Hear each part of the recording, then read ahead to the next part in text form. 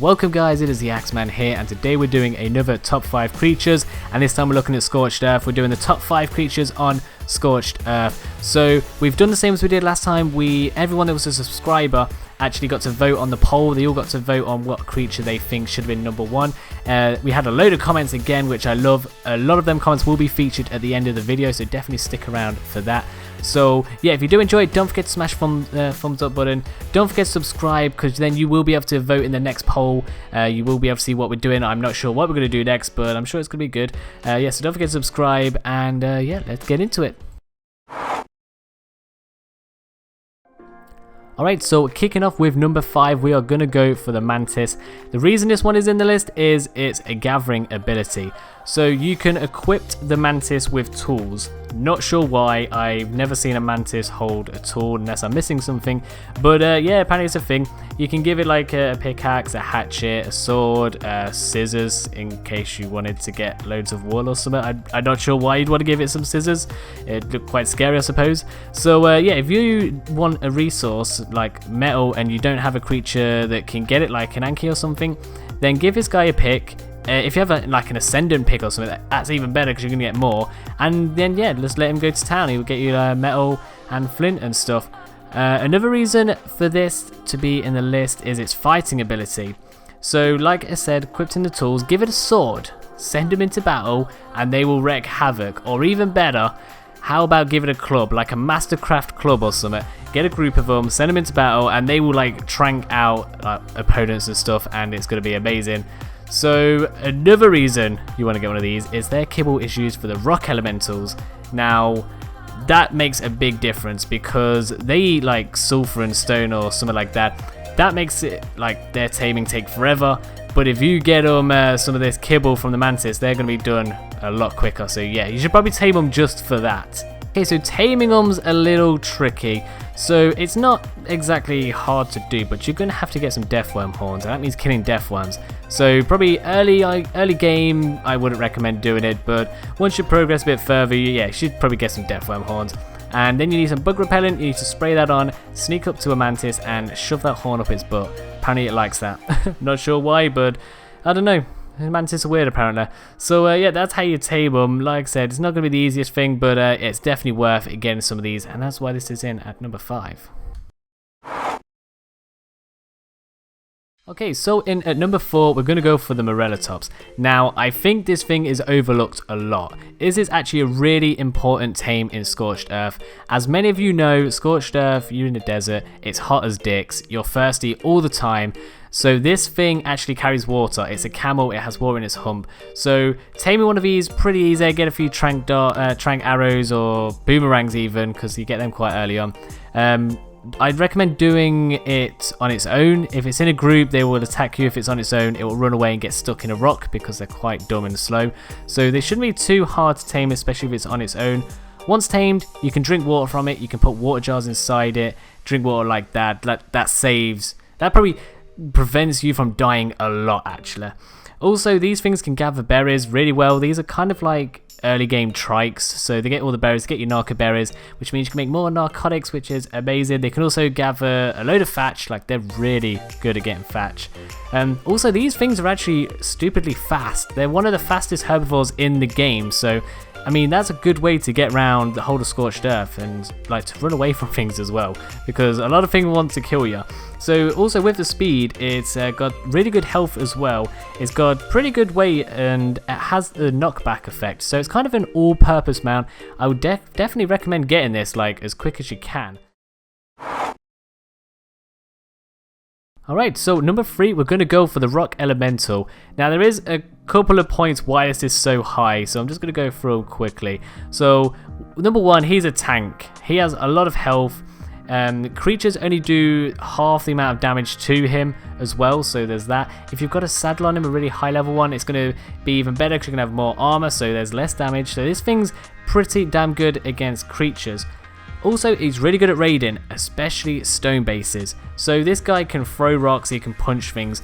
For some reason, he loves stones. So, you know, if he sees a stone base, he's going to do more damage to that for some reason. I'm not sure why. It's just a weird rock golem thing. Also, he can do his thing where he disguises himself as a rock. So you can probably put him outside your base, get him to look like a rock. Someone comes too close to your base, he's going to spring out and he's going to start attacking and hopefully kill him. Another thing is he can easily take on death worms, so getting death worm horns shouldn't be a problem, because like I said, with all that armor, with the reduced damage and his health, literally none of them really stand a chance. Like, you're gonna have to find a really, or kill loads of them in a row and then slowly feel the effects of it probably. Another thing is you can actually take his guide to the bottom of the ocean. So I know it sounds really weird. So it has no oxygen, so he doesn't need to breathe. So you can actually jump into the sea, well, probably not jump, walk into the ocean, and he will sink like a rock because he is a rock. But what you have to do is you have to be careful, because if you kind of jump over the cliff and you just like plummet to the bottom of the ocean, you will take full damage and you can die. So they recommend kind of following this, like some paths like that lead to the bottom of the ocean. Try and make sure you can get back up as well, because you might be able to get down, but you don't want to be stuck down there with him. It would kind of be of a waste, wouldn't it? So yeah, there's that as well. The only problem is taming this thing isn't exactly easy. You need to use explosives or cannonballs, so you have to like shoot rocket launchers at his face. They have to be at his face or it doesn't count, or a cannonball at his face, which is recommended more. So you kind of have to blow his head off for him to be tamed up and become your friend. So that kind of makes it a little bit difficult. Okay, so in second place, just missing out on the top spot, is going to be the Phoenix. Now, this thing is really good. It could have been number one, but there was one thing that let it down, and I'm going to start with that. It can only be found during the heat waves. So when there's a heat wave, say it lasts 10 minutes or whatever, you have to go out and find it during that time and tame it, which can be tricky. Once the heat wave's over, it does turn to ash, and you can normally see the ash pile on the floor. It will respawn from there when the next heat wave starts, so you can kind of make a trap. The trap has to be 5 walls high if you're going to do that, but like I said, it's kind of annoying if you can't do it. And to tame it, you need fire. You need fire arrows or a flamethrower or a fire wyvern. So I don't know, it's not exactly the easiest thing to tame. That's why it just didn't get to the top spot. However, saying that, this thing is pretty amazing. So it is pretty much a living campfire forge. So once you kill stuff and get its meat, it'll start cooking it for you like instantly. It can harvest rocks, so it can actually get metal. And once the metal's inside it, it starts smelting it into metal ingots, which is amazing. The only problem is it doesn't have very good weight. So even though you're getting all this metal, you're not going to be able to carry it as much as like you think you would, which is kind of a letdown. But yeah, it can have a lot of stuff. It can, I think it can make gasoline as well. If you have oil and hide in it, it can actually make gasoline as well, which is pretty damn cool. So these things can also kill rock elementals as well. They're for some reason they are like stupidly powerful against them. I think that was maybe to balance the game out a bit, which is really cool. And if you are starting to feel like you're about to die, have a fire wyvern as backup and blow fire onto the Phoenix. It regains like pretty much all its health really quickly, which I don't know why, I think it's an amazing idea. I really like that. One more thing. So this thing doesn't poop out feces. It actually poos out silica pearls. So you've kind of got an endless supply of silica pearls once you've got this thing just coming from its butt, which is really weird, but I don't know, it's a thing, it happens. So yeah, if it wasn't for its rare spawn and only appearing at the heatwave, it probably could have got to number one, but I think it's just missing out on that, just for that reason. Okay, so in first place is of course the Wyvern.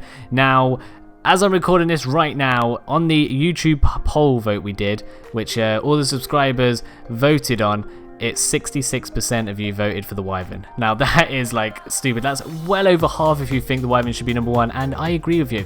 I was always going to put this in number one.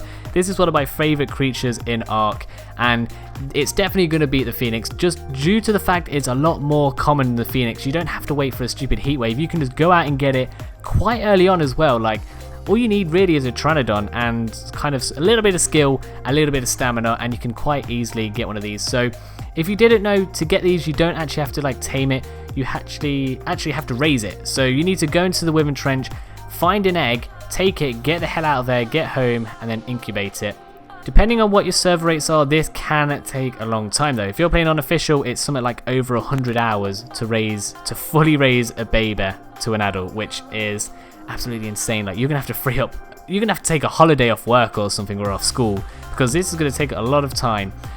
Also, you need to get some milk for it, so that's kind of a bit more challenging. You have to go out, find a female wyvern. I definitely recommend setting a trap up, get it in the trap, trank it out, get some milk, take it back home and feed it.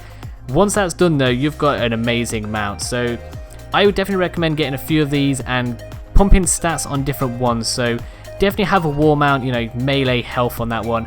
Definitely have a weight one as well, one that can carry metal from the mountains to your base and stuff, and then maybe even have a travel one, like just full on stamina. Make sure you can get from one side of the map to another map if you're trading with like another group or something. Like, that's not a bad idea. Definitely should do that. So yeah, this is definitely the best creature on Scorched Earth. If you haven't got one, I'd recommend going to get one right now. Like, as soon as this video finishes, hop onto Scorched Earth and go and get yourself a wyvern. If you're scared of doing it, get a buddy to help you. It's even easier in a group. So yeah, definitely go get one of these, and that's the reason this is it at number 1. Okay, so that is the top 5 creatures on Scorched Earth. What did you guys think? Did you agree? Did you disagree? Did you think the Phoenix maybe should have been in the top spot? Let me know in the comments section. I definitely want to hear from everyone. Also, don't forget to subscribe as well, because before we put these videos out, we do a poll where I get feedback from everyone, and you will vote on what you think should be where.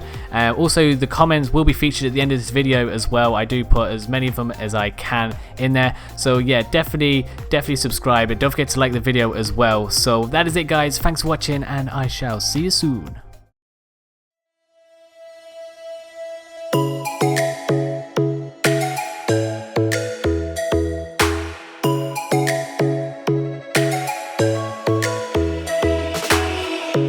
Lightning strikes by